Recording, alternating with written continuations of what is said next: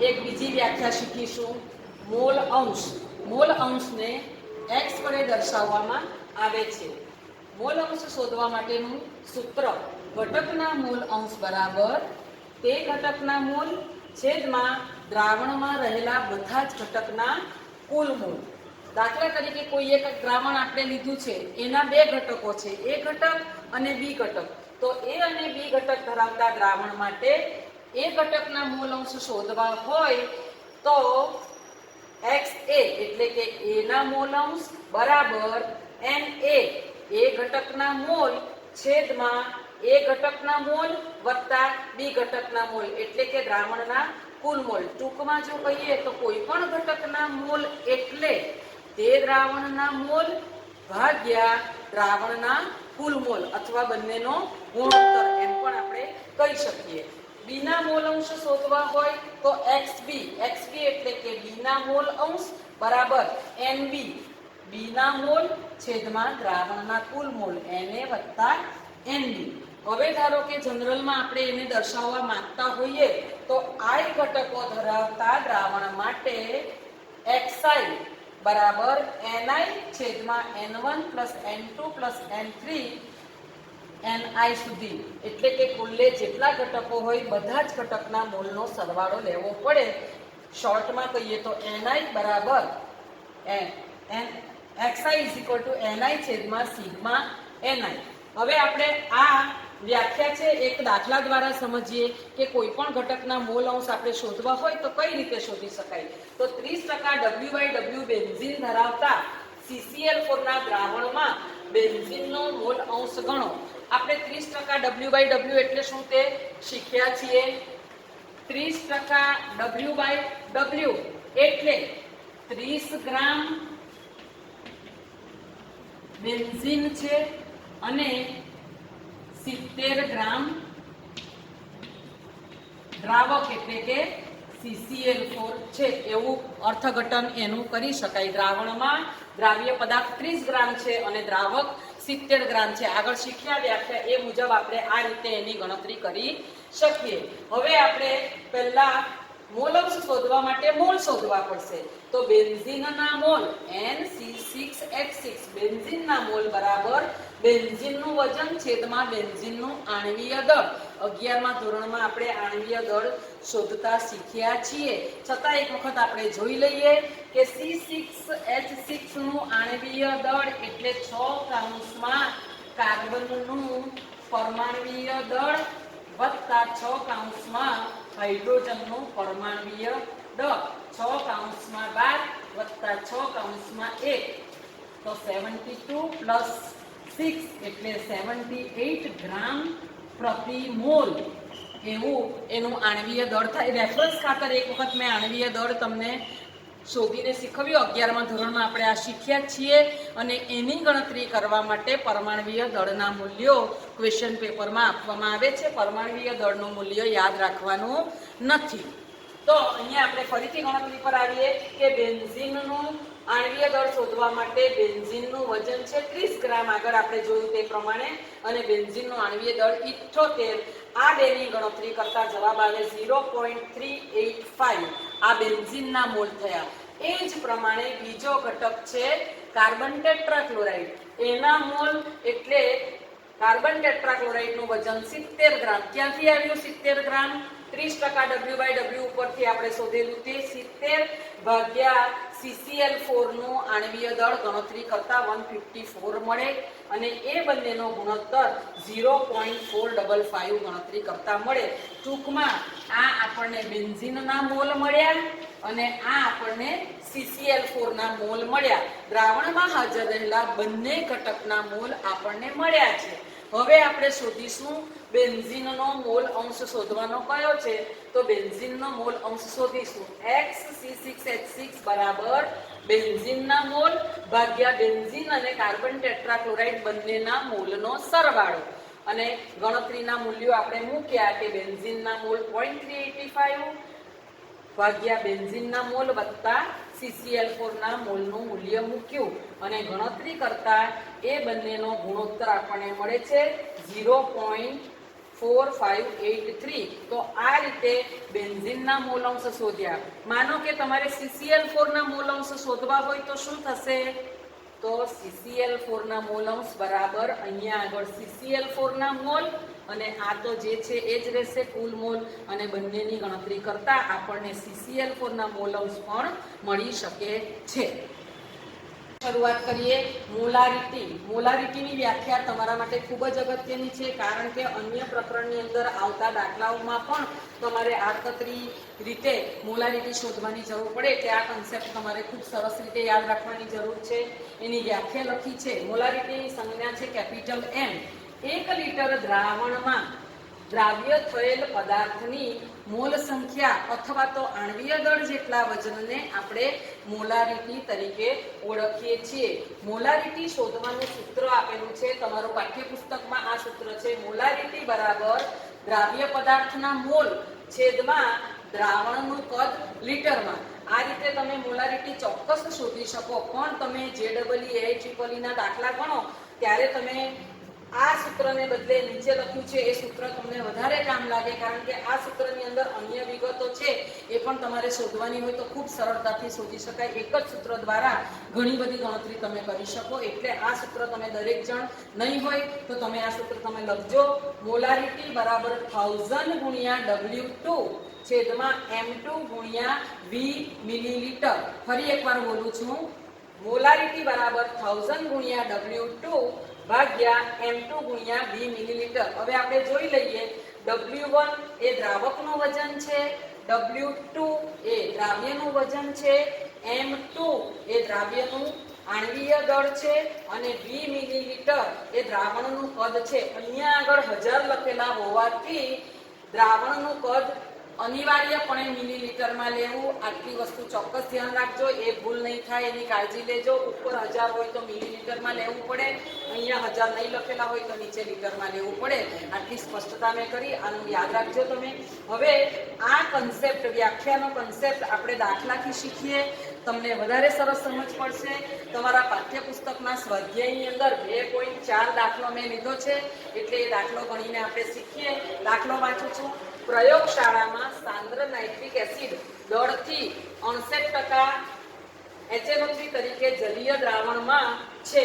જો દ્રાવણની ઘનતા ડેન્સિટી 1.504 ગ્રામ પ્રતિ મિલીલીટર ગ્રામ પર મિલીલીટર હોય તો એસિડની મોલારિટી શોધો. તો આપણે પહેલા એમાંથી વિગતો કઈ આપેલી છે તે શોધવાનો પ્રયત્ન કરીએ. અહીંયા આગળ નાઇટ્રિક એસિડ એ તમારો દ્રાવ્ય પદાર્થ છે. પાણીમાં દ્રાવ્ય કર્યું એટલે પાણી તમારું દ્રાવક છે. તો તમે જોઈ શકો છો કે W1 એ દ્રાવક એટલે 32 ગ્રામ થાય. 100 માંથી 68 બાદ કરતા 32 મળે છે. W2 એ દ્રાવ્ય પદાર્થનું વજન છે, એ આપેલું છે 68 ગ્રામ %W/W. અને તમારો પદાર્થ છે HNO3.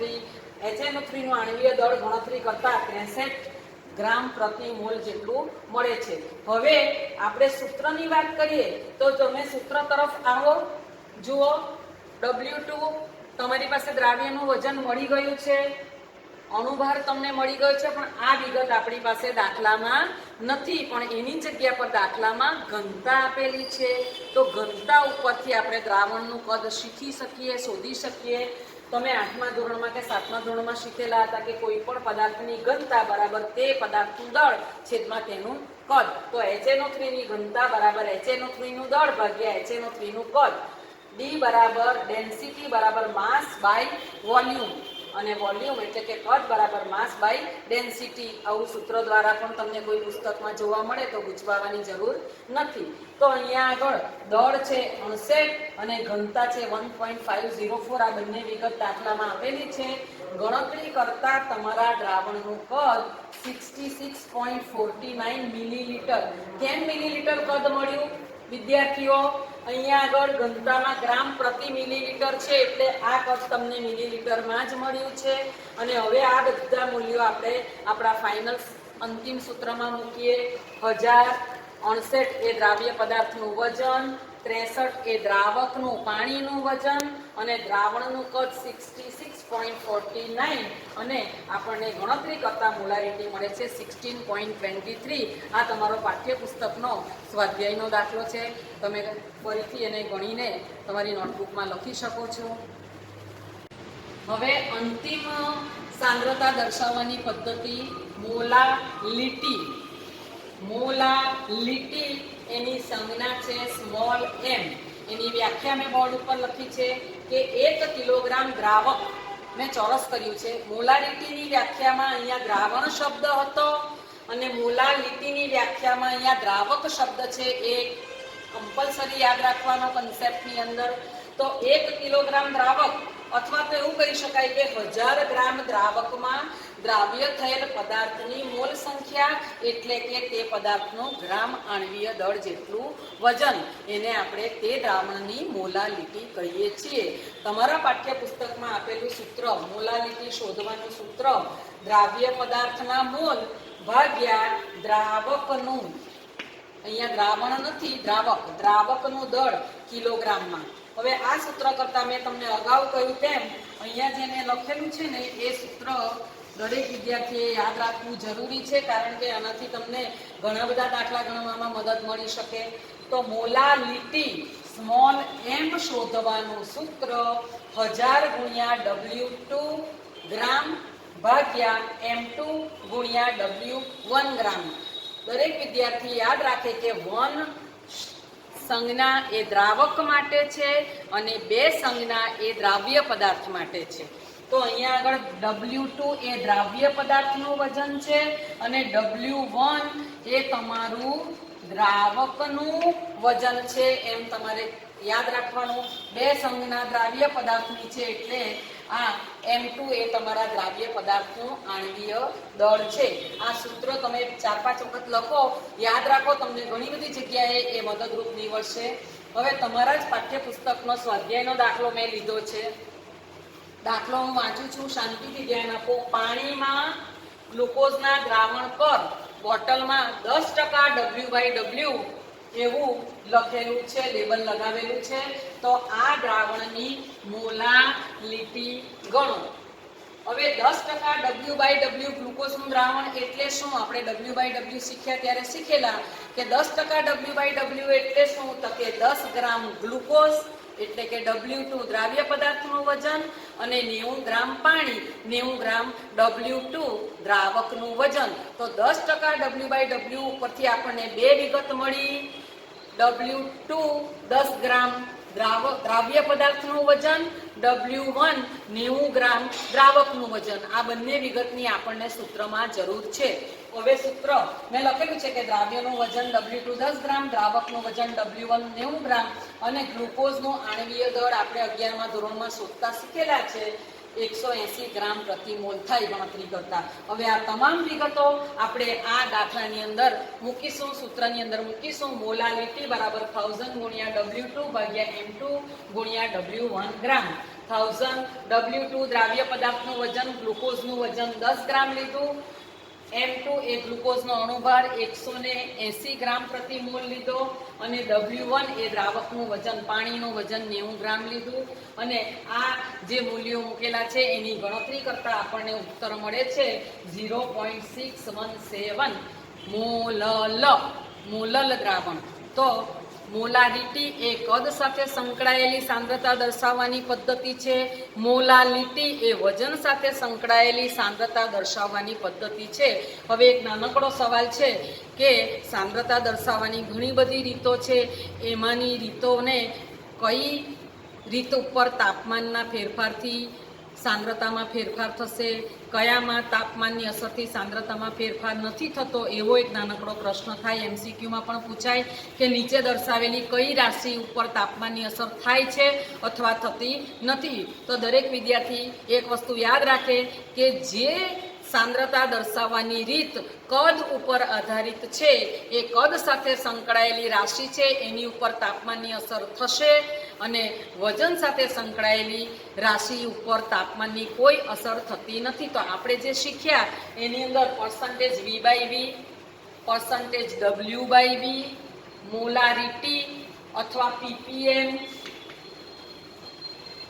આ 4 રાશિ જે છે એ ચારે 4 રાશિ ઉપર તાપમાનની અસર થશે, એટલે કે તાપમાન બદલાશે તો આ રાશિમાં ફરક પડશે. એ સિવાય વજન સાથે સંકળાયેલી રાશિ પણ આપણે શીખ્યા. કઈ શીખ્યા? પર્સન્ટેજ W/W, પછી મોલાલિટી, પછી મોલ અંશ. આ 3 રાશિઓ એવી છે કે આમાં કદ આવતું જ નથી, એટલે આ રાશિ ઉપર તાપમાનના ફેરફારની કોઈ અસર જોવા મળતી નથી.